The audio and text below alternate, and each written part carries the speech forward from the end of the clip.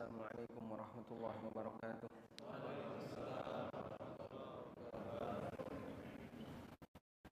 Alhamdulillahi rabbil alamin. Wassalatu wassalamu ala ashrafil anbiya'i wal mursalin Nabiyyina wa maulana Muhammadin wa ala alihi wa sahbihi ajma'in. Wa ashhadu an la ilaha illallah wahdahu la syarika lah. Wa ashhadu anna Muhammadan abduhu wa rasuluh sallallahu alaihi wa ala alihi wa sahbihi wa man tabi'ahum bi ihsanin ila yaumiddin.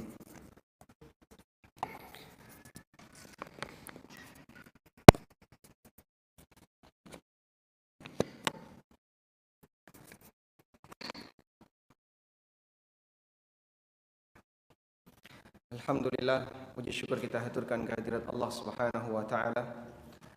Kembali di malam ini kita melanjutkan kajian rutin dengan membaca kitab Al-Wajiz fi Aqidatis Salafi, dan insyaallah yang akan kita bahas adalah Al-Quran makhluk. Baik, bagi yang punya bukunya silahkan dibuka halaman 4. Tentang Al-Quran kalamullah.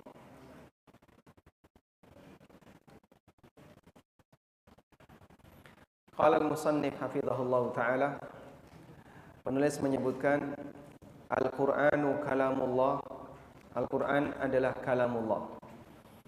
Pertanyaan yang nomor 5, halil Quranu makhlukun, apakah Al-Quran itu makhluk? Jawabannya, Al-Quranu kalamullahi ghairu makhlukin. Al-Quran adalah firman Allah dan bukan makhluk. Qala subhanahu wa ta'ala, Allah ta'ala berfirman, wa in ahadum minal musyrikin istajaraka fa'ajirhu hatta yasma'a kalam Allah. Apabila ada salah satu di antara orang musyrik yang minta perlindungan kepadamu, fa'ajirhu, maka berikan perlindungan kepadanya, hatta yasma'a kalam Allah, sampai dia mendengar kalamullah. Dan yang dimaksud mendengar kalamullah di sini adalah mendengar Al-Quran. Surat At-Taubah ayat 6. Jadi kalau ada orang musyrik ingin masuk ke negeri Islam, Allah perintahkan fa'ajirhu, berikan dia perlindungan, hatta yasma'a kalamullah, sampai ketika dia masuk ke negeri Islam dia bisa mendengar kalamullah. Artinya dia bisa mendengar Al-Quran dibacakan. Thumma ablighu ma'manah, kemudian kembalikan dia ke tempat amannya. Sehingga pasca orang musyrik itu masuk ke negeri Islam, lalu dia mendengar kalamullah, kemudian dia ingin pulang, tidak boleh dihadang, kamu nggak boleh pulang. Kalau nggak masuk Islam, jika tidak dibunuh, nggak boleh seperti itu. Allah perintahkan apa? Thumma ablighu ma'manah. Kemudian kembalikan dia ke tempat amannya. Kembalikan dia ke tempat amannya artinya dibawa keluar dari negeri Islam. Al-kalamu, dan yang dimaksud dengan kalam, seperti apa definisi kalam? Yang dimaksud dengan kalam adalah masmu'un, sesuatu yang bisa didengar. Dalla ala anna al-Qur'ana kalamullah, dan ini menunjukkan bahwasanya Al-Quran itu adalah firman Allah. Dari kalimat hatta yasma'a, sampai dia mendengar, berarti kalamullah bisa didengar enggak? Bisa didengar. Al-Quran bisa didengar. Sehingga ayat ini menunjukkan bahwasanya Al-Quran adalah kalamullah. Wa qala sallallahu alaihi wasallam, dan Nabi sallallahu alaihi wasallam pernah bersabda, man nazala manzilan, siapa yang singgah di sebuah tempat, faqala, lalu dia membaca, a'udzu bikalimatillahi tammati min syarri ma khalaq, aku berlindung kepada kalimat-kalimat Allah at-tammat, yang sempurna, min syarri ma khalaq, dari kejahatan apa yang telah dia ciptakan, lam yadurrahu syai'un, maka tidak ada sesuatu apapun yang membahayakannya, hatta yarhala min manzilihi dzalik, sampai dia meninggalkan tempat itu. Rawahu Muslim, hadis riwayat Muslim. Lau kanat kalimatullahi makhluqatan, andaikan kalam Allah, firman Allah itu makhluk, lakana hadzal du'a'u minasyirki, maka doa ini merupakan doa syirik, karena berarti minta perlindungan kepada makhluk, kepada selain Allah. Baik, kita akan berikan sedikit catatan berkaitan dengan penjelasan mengenai Al-Quran adalah kalamullah dan bukan makhluk. Fenomena seperti ini mungkin di zaman kita tidak begitu nampak kelihatan. Berbeda dengan di zaman ketika Mu'tazilah itu berkuasa di negeri kaum muslimin. Dimulai dari siapa? Dari pengaruh Mu'tazilah kepada seorang khalifah di zaman Abbasiyah, namanya Al-Ma'mun. Al-Ma'mun ini penggantinya Al-Amin, dan dia termasuk di antara keturunan Harun ar-Rasyid. Sebelum Al-Ma'mun secara resmi mengadopsi akidah Mu'tazilah, belum ada kejadian pemaksaan kaum muslimin untuk mengatakan Al-Quran makhluk. Mu'tazilah sudah ada, tapi belum resmi menjadi paham yang dilindungi oleh negara. Setelah resmi menjadi paham yang dilindungi oleh negara di zaman Al-Ma'mun, maka dia perintahkan semua rakyatnya harus punya akidah bahwasanya Quran makhluk. Mereka memaksa rakyatnya, para ulamanya, ada yang dipenjara, ada yang disiksa, dan ada yang dibunuh. Sehingga aneka sikap yang diberikan oleh negara kepada para ulama yang ketika itu mereka tidak mau mengatakan Al-Quran makhluk. Hingga ada beberapa orang yang dibunuh, di antaranya Muhammad bin Nuh, kemudian Abu Nu'aim penulis kitab Hilyatul Awliya, kemudian Al-Buwaiti salah satu di antara muridnya Imam Asy-Syafi'i. Imam Ahmad ketika itu beliau diminta untuk mengatakan Quran makhluk, tapi beliau tidak mau. Akhirnya beliau didatangkan ke kerajaan, dan pada saat beliau dibawa ke kerajaan, di perjalanan beliau berdoa kepada Allah Ta'ala, Allahumma la turinil ma'mun, ya Allah jangan kau tampakkan Ma'mun di hadapanku. Akhirnya beliau mendapatkan kabar bahwa Al-Ma'mun meninggal, sehingga Al-Ma'mun meninggal dalam posisi su'ul khatimah atas doa yang diucapkan oleh Imam Ahmad ketika Imam Ahmad tidak ingin bisa ketemu dengan Al-Ma'mun, lalu digantikan oleh Al-Mu'tasim. Dan ini yang menyiksa Imam Ahmad. Khalifah Al-Mu'tasim ini yang menyiksa Imam Ahmad, hingga beliau dipenjara selama belasan tahun, diajak untuk berdebat, dipaksa untuk mengatakan Al-Quran makhluk. Sampai kemudian Al-Mu'tasim meninggal, lalu digantikan oleh Al-Wathiq. Di awal kekhalifahan Al-Wathiq, dia masih mengadopsi akidah Mu'tazilah dan memaksa orang untuk mengatakan Al-Quran makhluk, hingga akhirnya dia bertobat lalu membebaskan Imam Ahmad rahimahullah. Maka dari semua kejadian ini menunjukkan bahwasanya pernyataan Al-Quran itu makhluk yang disampaikan oleh Mu'tazilah bukan hanya sebatas perbedaan pendapat ringan dalam masalah akidah, karena sampai pada posisi taruhan nyawa. Sehingga siapa yang tidak mau mengatakan Al-Quran makhluk, maka dia oleh Mu'tazilah dianggap keluar dari Islam menurut Mu'tazilah. Dan negara ketika itu, jika ada tokoh agama yang tidak mau mengatakan Al-Quran makhluk, maka dia dihukum. Banyak ulama yang ketakutan, sampai di antara mereka ada yang ketika dipaksa dengan pertanyaan, apakah kamu mengakui Al-Quran itu makhluk? Dia jawab dengan cara seperti ini, Taurat, Zabur, Injil, Quran, ini semua makhluk. Ini semua yang dimaksud adalah jarinya. Ya, Taurat, Zabur, Injil, Al-Quran, ini semua adalah makhluk. Yang dimaksud apa? Jarinya. Dia tidak mau mengatakan Al-Quran makhluk, tapi kalau terang-terangan ya bisa ditangkap oleh negara dan bahkan mendapatkan hukuman sampai pada tingkatan dibunuh. Tayyib. Walhamdulillah, berkat kesabaran para ulama di masa itu, hingga akidah semacam ini luntur dari masyarakat. Dan sekarang semua kaum muslimin memahami Al-Quran adalah kalamullah dan bukan makhluk. Baik. Kenapa Mu'tazilah punya akidah demikian? Al-Quran adalah kalamullah, kalam Allah. Mu'tazilah itu punya prinsip bahwa Allah tidak boleh punya sifat. Punya prinsip Allah tidak boleh punya apa?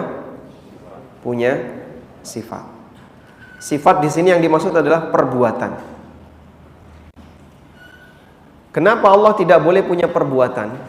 Karena kalau Allah berbuat sesuatu berarti Allah sama dengan makhluk.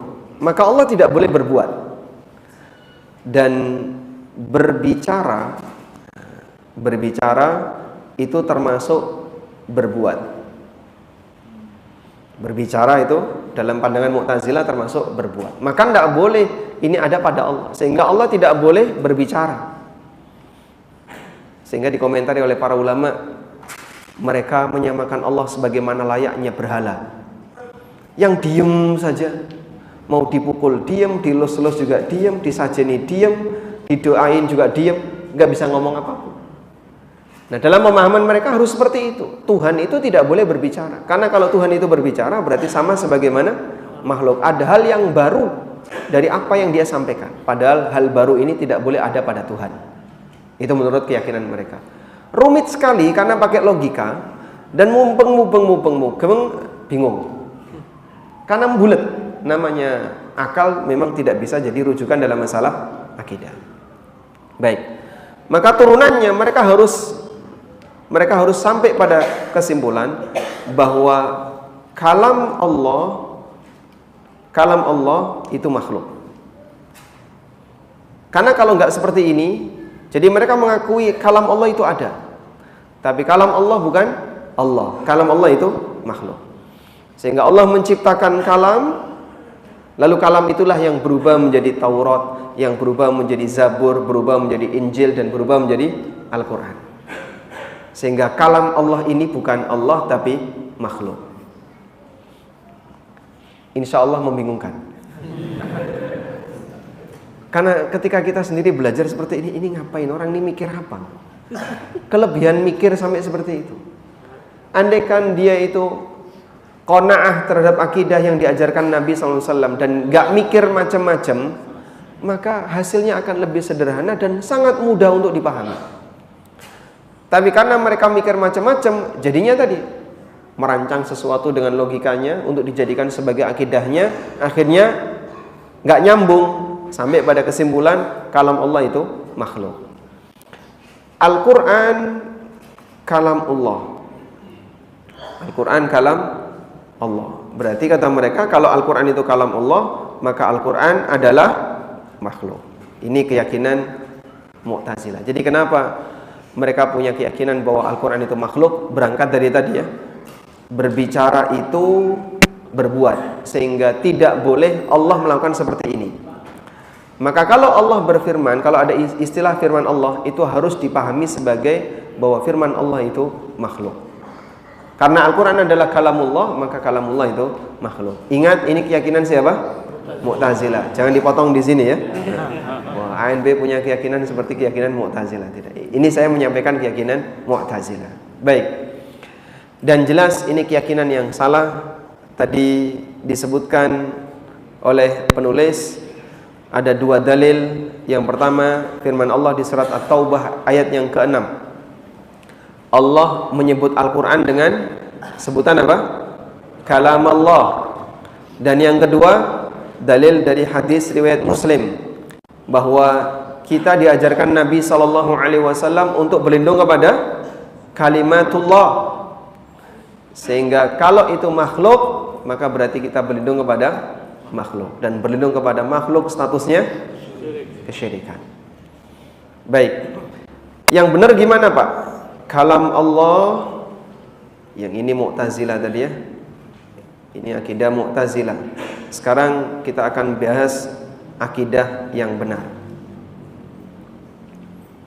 Akidah yang benar, kalam Allah atau firman Allah adalah apa?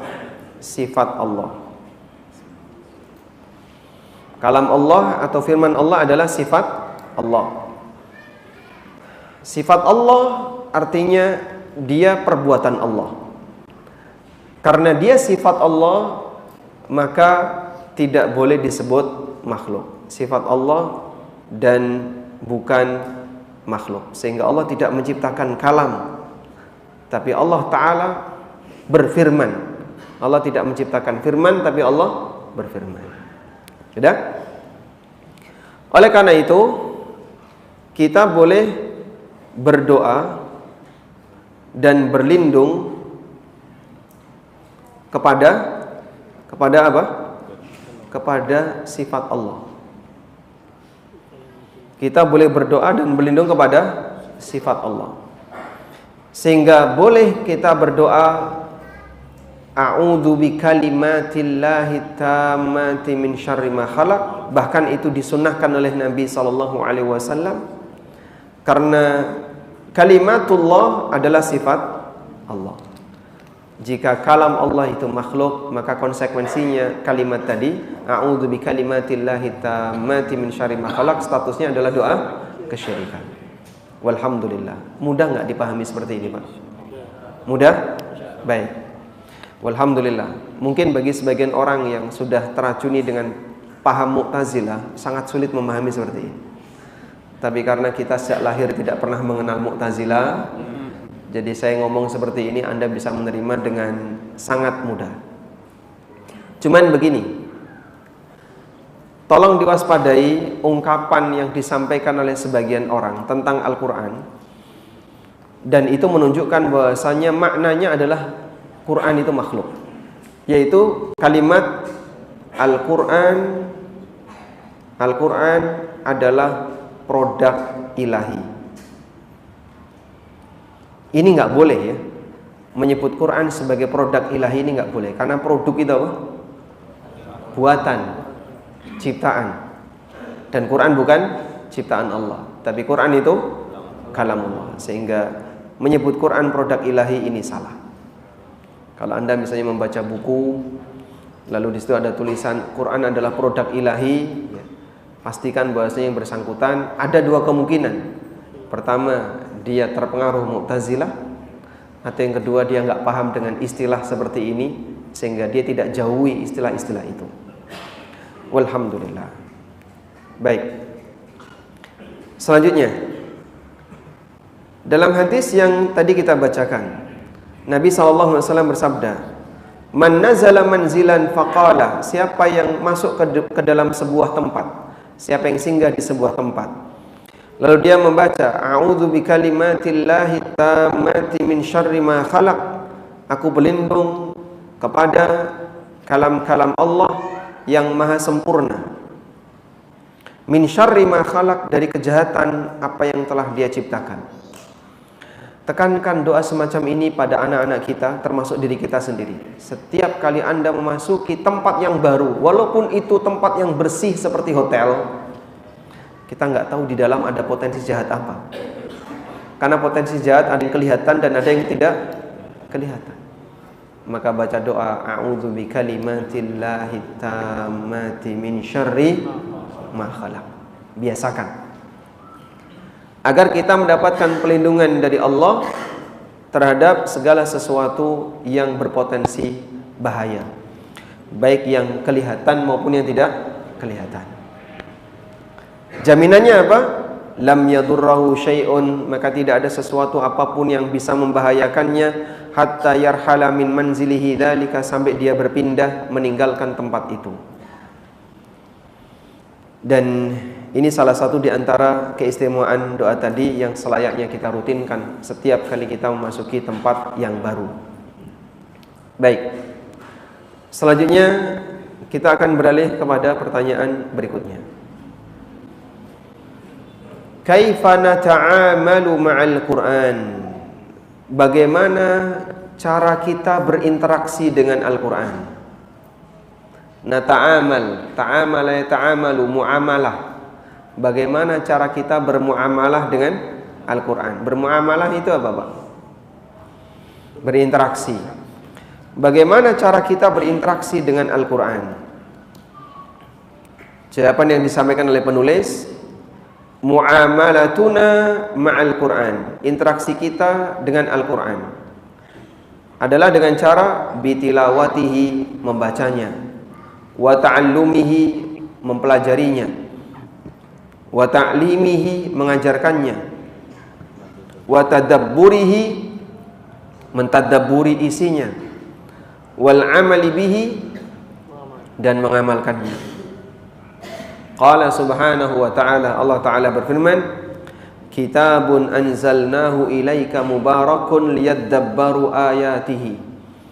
Itulah kitab yang kami turunkan, kitab itu kepadamu, mubarakun, diberkahi, liyadabbaru ayatihi, agar kalian merenungkan, mentadabburi ayat-ayatnya. Wa qala sallallahu alaihi wasallam, dan Nabi sallallahu alaihi wasallam juga bersabda, khairukum man ta'allamal Qur'ana wa 'allama. Sebaik-baik kalian adalah orang yang mempelajari Al-Qur'an dan mengajarkannya. Tentu saja mempelajari Quran di sini bukan hanya semata belajar cara baca, bukan hanya semata belajar tahsin, tapi lebih dari itu.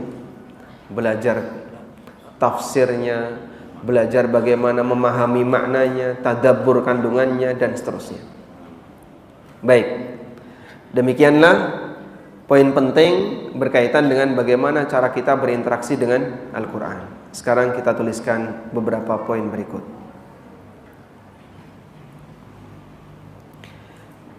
Kita mengenal rukun iman.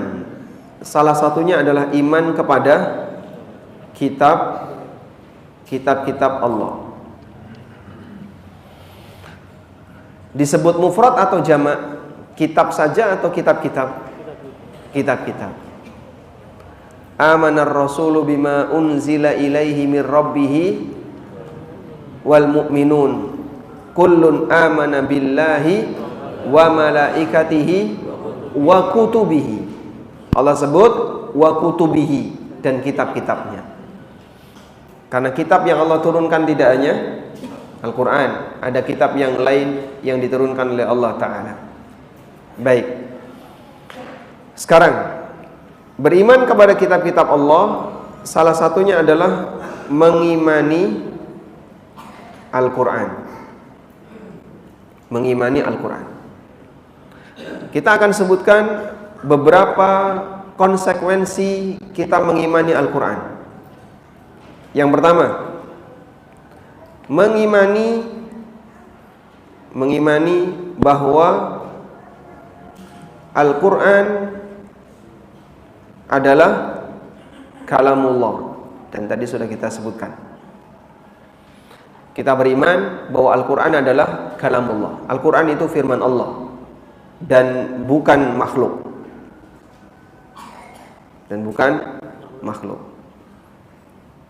Yang kedua, kita beriman bahwa Al-Quran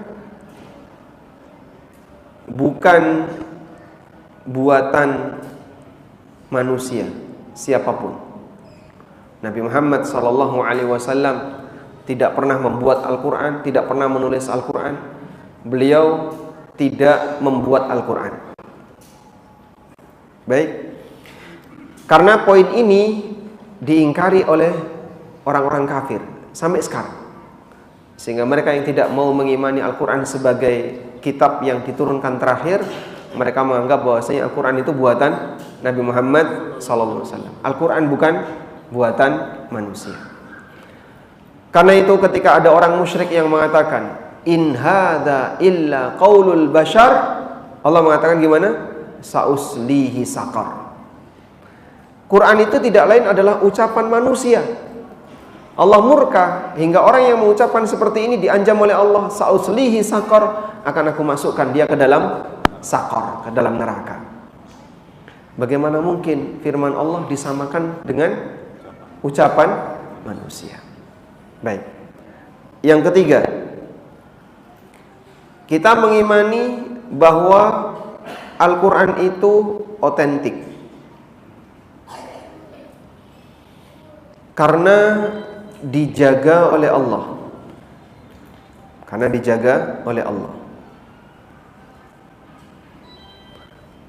Apa dalilnya? Allah Ta'ala berfirman, inna nahnu nazzalna dzikra wa inna lahu lahafidun. Sesungguhnya kamilah yang menurunkan adzikra dan kami yang menjaganya. Baik. Ada nggak Pak sebagian orang yang tidak percaya dengan keautentikan Quran? Beberapa kelompok liberal mereka nggak percaya dengan keautentikan Quran. Sebab mereka itu punya prinsip, tidak boleh ada kebenaran mutlak. Maka bagi mereka kebenaran adalah kesalahan yang tertunda. Pokoknya KPI itu salah. Sehingga kalau ada sesuatu yang dianggap benar mutlak, gak mungkin salah, bagi mereka itu paling anti dengan seperti itu. Tidak boleh ada yang stagnan. Semua itu harus mengalami perubahan. Yang stagnan itu hanya yang berubah itu. Berubah itu tidak boleh berubah, harus selalu berubah, tidak boleh berhenti. Makanya mereka punya prinsip tidak boleh ada kebenaran mutlak.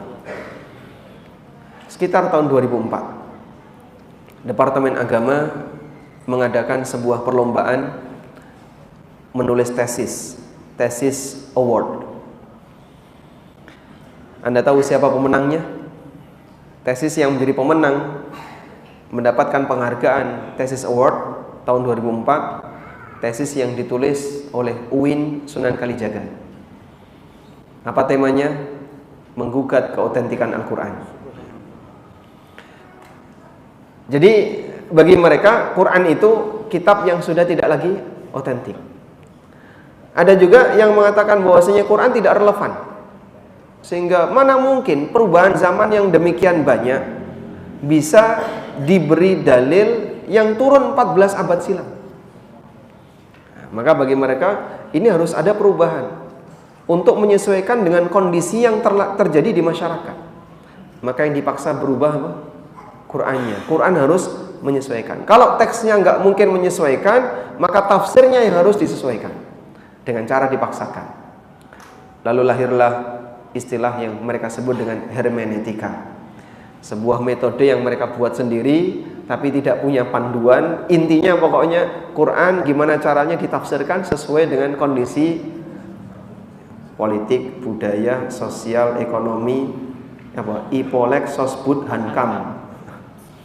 Itu kan pelajaran PPKN. Sehingga syariat Allah diminta untuk menyesuaikan itu.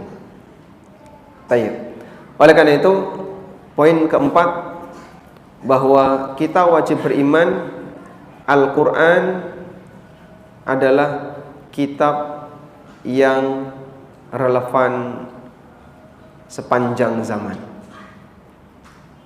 Al-Quran adalah kitab yang relevan sepanjang zaman. Sehingga tidak mungkin dalil dalam Al-Quran itu tidak berlaku. Hukum yang ada di dalamnya tidak mungkin harus mengalami perubahan, disebabkan karena perubahan yang ada di tengah masyarakat. Hukum tetap hukum, walaupun budaya bisa saja mengalami perubahan.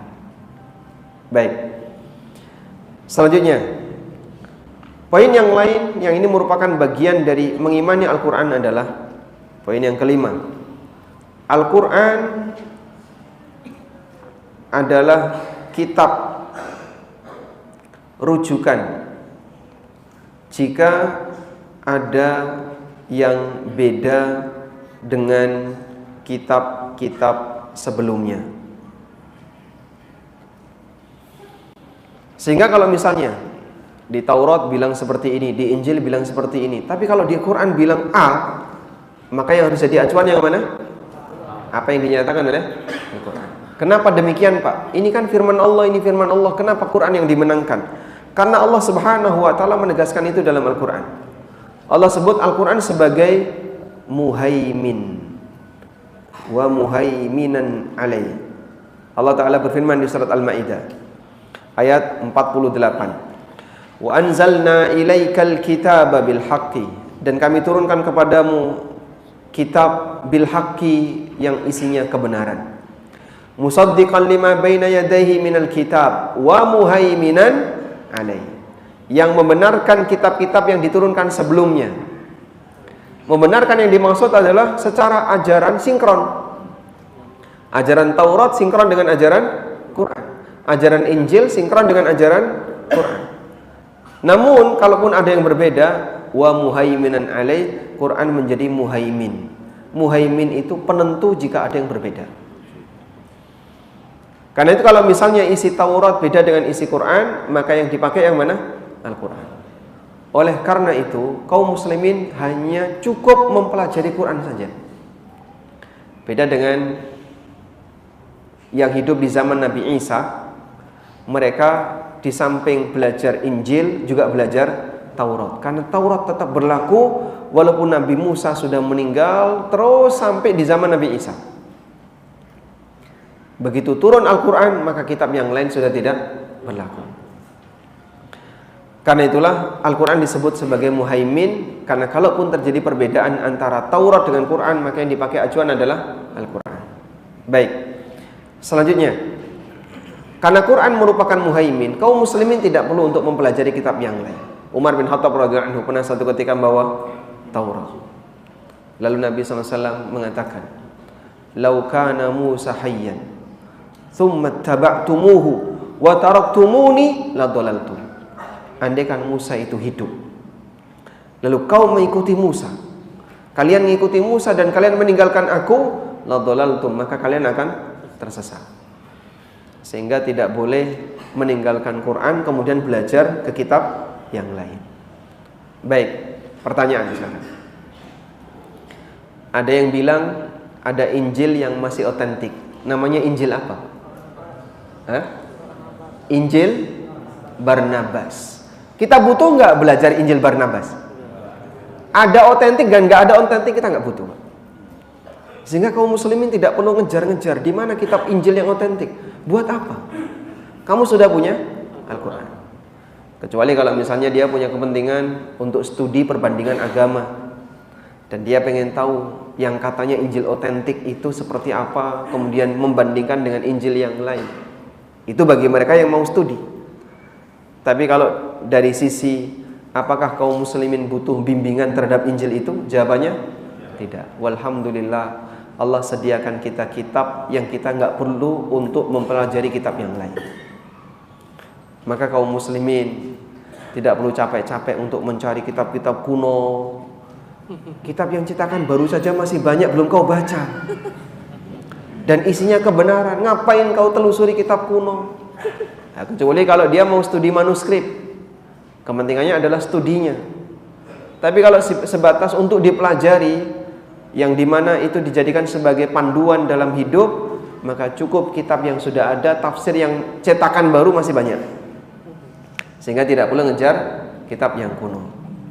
Selanjutnya, bagian dari iman terhadap Al-Quran adalah wajib meyakini Al-Quran tidak ada keraguan di dalamnya. Allah Subhanahu wa ta'ala tegaskan ini di awal dari surat Al-Baqarah. Dzalikal kitabu la raiba fi. Itulah kitab yang tidak ada keraguan di dalamnya. Semua isi Quran benar dan tidak ada yang meragukan.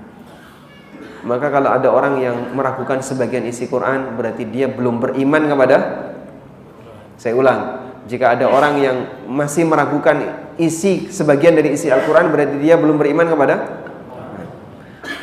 Sehingga Anda bisa pahami, orang yang mengatakan Quran itu makhluk bukan kalamullah, atau Quran itu kalamullah dan dia makhluk, karena kalamullah itu makhluk, maka dia belum beriman kepada Quran. Yang kedua, siapa yang mengatakan bahwa Quran buatan manusia, dia belum beriman kepada Al-Quran. Siapa yang mengatakan Quran tidak otentik, sama, dia cacat dari sisi iman kepada Al-Quran. Siapa yang mengatakan Al-Quran tidak relevan, maka berarti dia juga bermasalah dari sisi iman kepada Al-Quran. Demikian pula siapa yang mengatakan Quran tidak bisa jadi rujukan ketika ada perbedaan dengan kitab yang lain, dia punya masalah iman kepada Quran. Demikian pula orang yang meragukan sebagian isi Quran, berarti dia punya masalah dengan Al-Quran.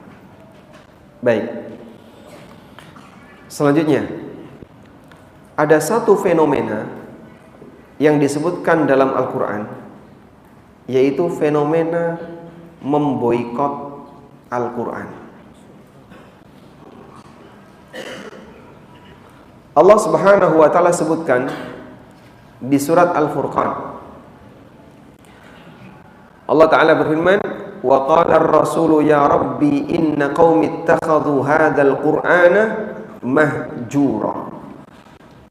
Berkatalah Rasul, "Ya Rabbi, wahai Rabbku, sesungguhnya kaumku telah menjadikan Al-Qur'an ini sebagai kitab yang mahjuron, yang dihajar." Dihajar artinya ditinggalkan. Hijrah itu meninggalkan dari satu tempat ke tempat yang lain, meninggalkan satu perbuatan ke perbuatan yang lain. Wa qala Rasul mengadu kepada Rabbnya, "Ya Rabbi, wahai Rabbku, sesungguhnya kaumku telah menjadikan Al-Qur'an ini sebagai kitab yang mahjuran, yang diboikot." Sampai Nabi SAW mengadu kepada Allah tentang keberadaan fenomena ini. Siapa pelakunya yang memboikot Quran? Siapa pelaku yang memboikot Quran? Umat beliau sallallahu alaihi wasallam. Sehingga beliau mengatakan, "Inna qaumi, sesungguhnya kaumku." Bagaimana bentuk memboikot Quran? Coba kita lihat di tafsir Ibnu Katsir. Dalam tafsir Ibnu Katsir, beliau menyebutkan beberapa praktek pemboikotan terhadap Al-Quran. Beliau mengatakan, "Wa dzalika annal musyrikina kanu la yasghuna lil Qur'an wa la yasma'una." Orang musyrik itu tidak mau mendengarkan Quran, enggak peduli dengan Quran. Wa kanu idza tuliya alaihimul Qur'an aktsalul laghat. Kalau ada bacaan Al-Qur'an, maka mereka guyon, ngobrol guyon sampai suaranya tidak terdengar. Hatta la yasma'uhu, sehingga mereka tidak mendengarkan Al-Qur'an. Fahadha min hajranihi, ini adalah bentuk memboikot Al-Qur'an. Wa tarku ilmihi wa hifdhihi aidan min hajranihi, tidak mempelajari Al-Qur'an, tidak menghafalkan Quran, termasuk memboikot Quran. Wa tarkul imani bihi wa tasdiqihi min hajranihi, tidak mengimani dan tidak membenarkan Al-Quran juga termasuk memboikot Al-Quran. Wa tarku tadabburihi wa tafahumihi min hajranihi, tidak mentadabburi isi Al-Quran juga termasuk memboikot Al-Quran. Wa tarkul amali bihi wal imtithali awamirahu, tidak melaksanakan perintah dan menjauhi larangan Quran juga termasuk memboikot Quran. Jadi memboikot Quran banyak enggak, Pak? Banyak. Kesimpulannya, memboikot Quran itu ada 3 tingkatan. Ada 3 tingkatan. Pertama, memboikot Quran yang sampai pada derajat kafir. Kapan memboikot Quran sampai derajat kafir? Ketika orangnya tidak mau beriman kepada Al-Quran. Beberapa poin yang tadi kami sebutkan ada 6 ya. Salah satu, jika ini dilakukan, berarti dia boikot pada tingkatan yang paling tinggi, yaitu tidak mau mengimani Quran, tidak mau membenarkan Quran, meragukan kalau Quran itu datang dari Allah, itu buatan Nabi Muhammad sallallahu alaihi wasallam, menganggap Quran itu tidak otentik dan seterusnya. Ini boikot pada tingkatan yang tertinggi. Yang kedua, boikot yang statusnya dosa besar. Bentuknya adalah sama sekali tidak mau belajar. Raiso maca Quran, dibiarkan saja. Sampai tua, sampai mati, dia nggak bisa baca Quran. Maka perbuatan seperti ini dosa besar. Yang ketiga, boikot yang bentuknya kesalahan, namun tidak sampai pada tingkatan dosa. Ini tidak mau menghafal. Jadi sebatas tidak mau menghafalkan Quran termasuk memboikot Al-Quran. Semoga Allah jadikan kita sebagai hamba yang dekat dengan Quran, bisa bersahabat dengan Quran, dan tidak menjadi hamba yang memboikot Quran. Wassallallahu ala nabiyyina Muhammadin wa ala alihi wa sahbihi wasallam. Insyaallah kita lanjut setelah salat Isya.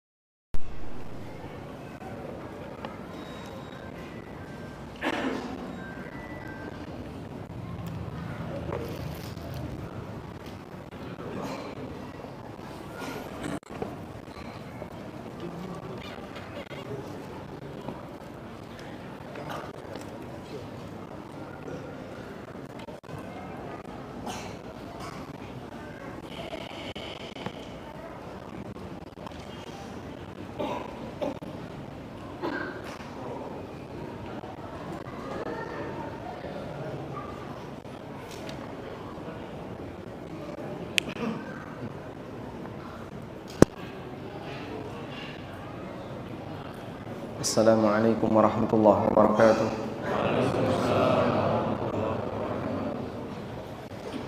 Alhamdulillah wassalatu wassalamu ala Rasulillah wa ala alihi wa sahbihi wa mawalah.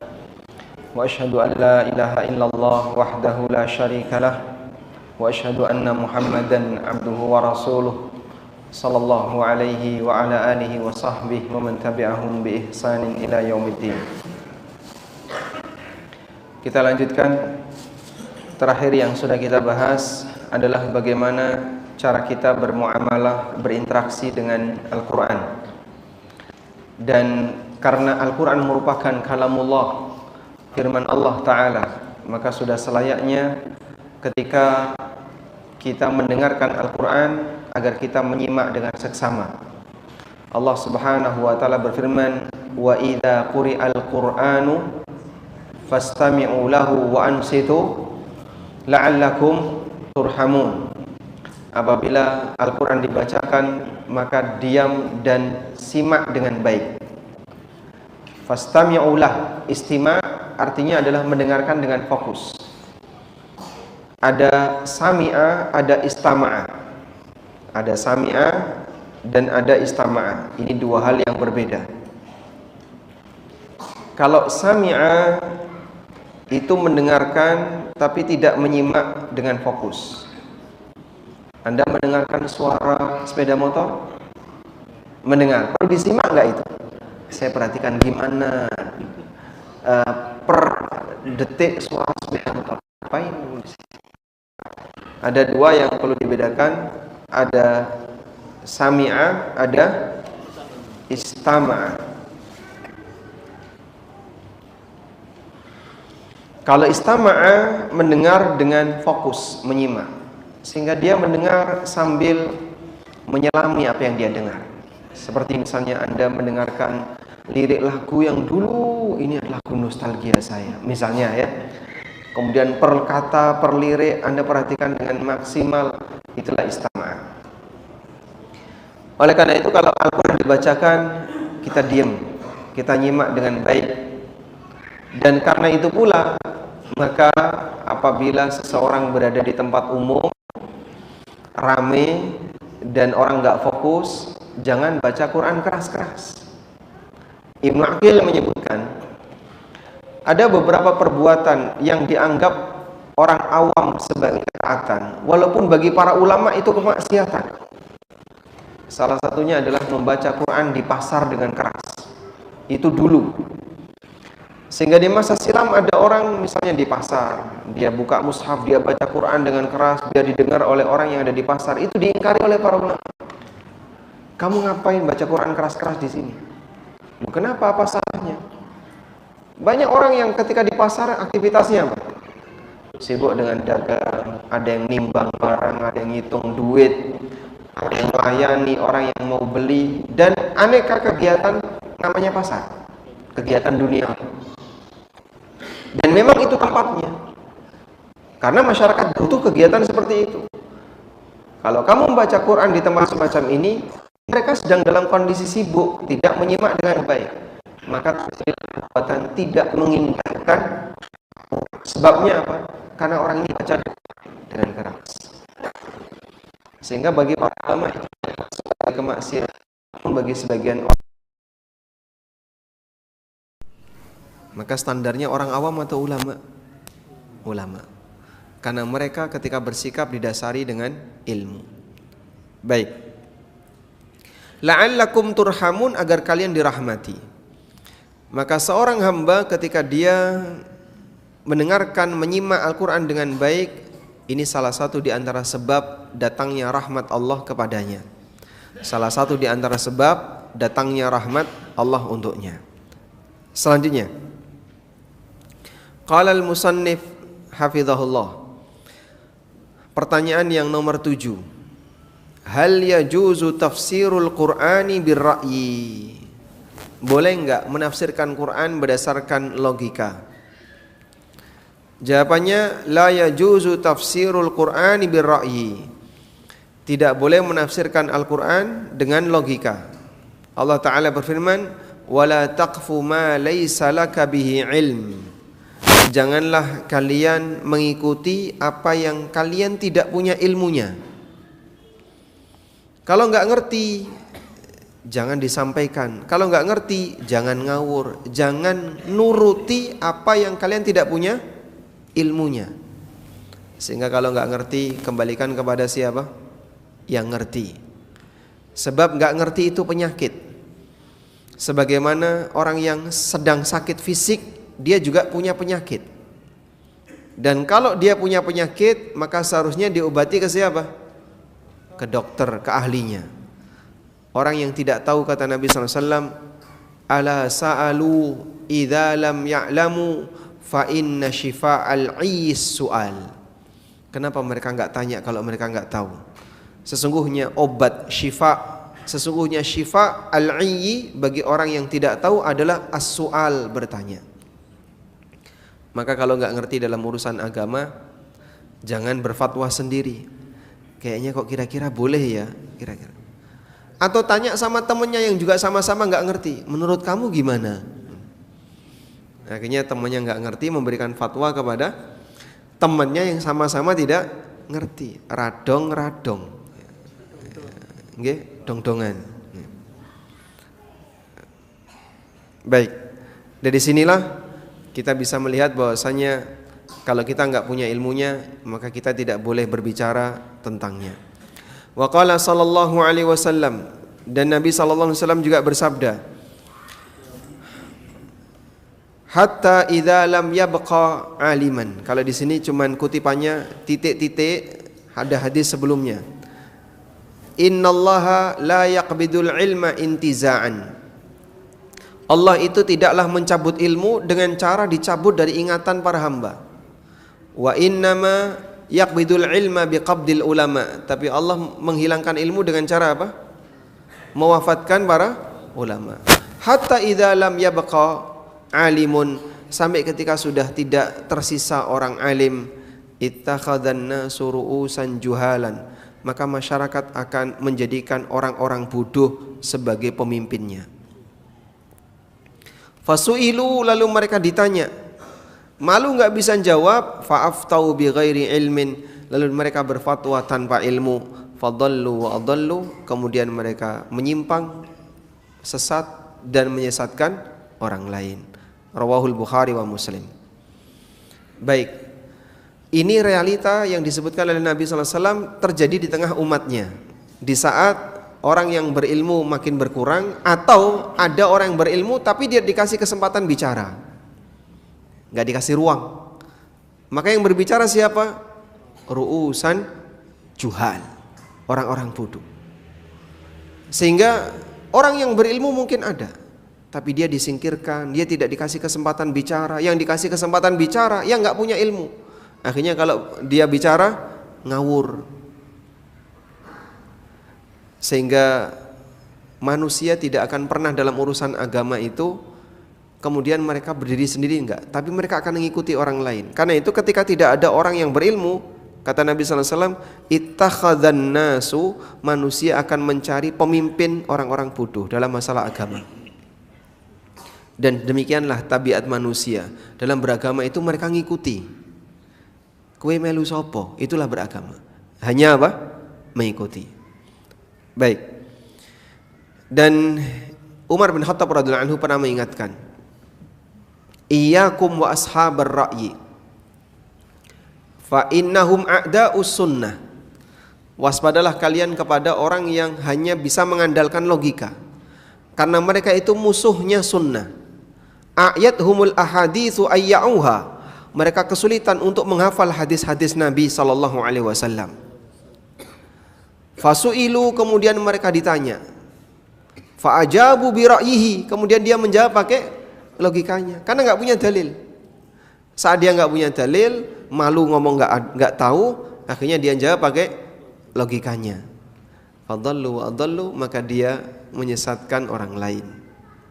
Baik, bersyukurlah ketika Allah Subhanahu wa taala memberikan kita semangat untuk memilih guru yang benar ketika belajar.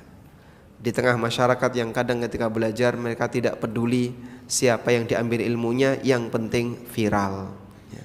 Sehingga yang jadi guru apa? Yang viral. Wallahu alam. Baik. Bisa disebutkan 6 poin beriman kepada Al-Quran yang wajib ada. Angkat tangan. 1. Boleh hafalan? Mengimani Quran adalah kalamullah. Terus, bukan makhluk. Yang kedua, Quran bukan ciptaan manusia. Yang ketiga, Quran otentik. Yang keempat, Quran selalu relevan sepanjang zaman. Quran menjadi rujukan ketika ada perbedaan dengan kitab yang lain. Yang keenam, tidak ada keraguan. Masya Allah, ini pinter semua ya. Dapat ST. Oh, sudah disediakan. Coba yang jawab tadi ya. ST. Banyak. Insya Allah disediain panitia ST Pak. Alhamdulillah. Tayyib. Selanjutnya sedikit tambahan bahwa tentang isi Quran, para ulama menyebutkan di sana ada 4 tingkatan pemahaman.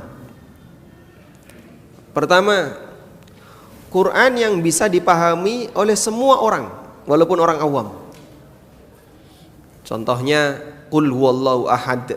Anda paham nggak? Paham? Qul huwallahu ahad, paham maknanya? Semua orang paham. Katakanlah bahwasanya Allah itu Esa. Mudah dipahami nggak? Mudah. Semua orang paham. Yang kedua, ada isi Al-Quran yang bisa dipahami oleh mereka yang ngerti ilmunya, para ulama. Misalnya tafsir tentang ahkam, tafsir tentang ayat-ayat yang menyebutkan masalah akidah. Kita bisa paham melalui penjelasan ulama. Sehingga orang awam disuruh baca, nggak ngerti saya Pak. Maka perlu penjelasan ulama. Yang ketiga, ada Al-Quran yang bisa dipahami dengan bekal saliqatul lughah, insting bahasa. Sehingga kalau orang itu berbahasa Arab, dia pasti ngerti. Kalau orang itu berbahasa Arab, dia bisa bahasa Arab, dia pasti ngerti. Karena dia bisa dipahami melalui insting bahasa. Yang keempat, ada ayat Al-Quran yang maknanya hanya Allah yang tahu. Contohnya apa ini Pak? Huruful muqatta'ah misalnya. Kalau itu kita nggak tahu maknanya, terus ngapain Allah turunkan? Tidak tahu maknanya bukan berarti tidak ada maknanya. Dan tidak tahu maknanya bukan berarti tidak ada fungsinya. Hikmah kenapa Allah turunkan huruful muqatta'ah? Untuk menjadi bukti ilmu hamba itu terbatas. Tidak bisa memahami bagian ini, Allah Subhanahu wa ta'ala rahasiakan. Sehingga di bagian itu Allah Subhanahu wa ta'ala tidak tunjukkan seperti apa maksud dari alif lam mim. Meskipun ada juga yang menafsirkan dengan istihadnya. Atau misalnya yang lebih tegas yang disebutkan oleh para ulama, sesuatu yang tidak ada yang tahu kecuali Allah, hakikat dari hal yang gaib. Misalnya Allah bercerita tentang makhluk-makhluk di akhirat. Ada surga, ada neraka, bagaimana hisab yang Allah lakukan ketika di akhirat. Allah ceritakan, tapi seperti apa realnya baru bisa dirasakan oleh manusia besok di yaumil qiyamah. Sehingga orang kafir membaca ayat tentang neraka, dibacakan oleh Nabi sallallahu alaihi wasallam, didengar oleh mereka, dan mereka tidak mau mengimaninya, padahal dia paham karena dia orang Arab, tapi dia baru tahu hakikatnya besok ketika di akhirat, di yaumil qiyamah. Allah masih rahasiakan sekarang, baru besok akan dibuka. Wallahu alam. Walhamdulillahi rabbil alamin. Demikian yang bisa kita sampaikan, karena maksimal di sini sampai jam 7:30. Insyaallah pada pertemuan berikutnya kita akan membahas al-iman biyaumil akhir, iman kepada hari akhir.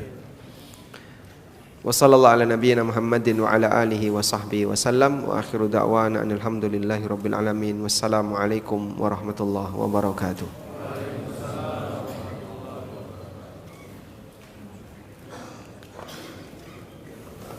Assalamualaikum.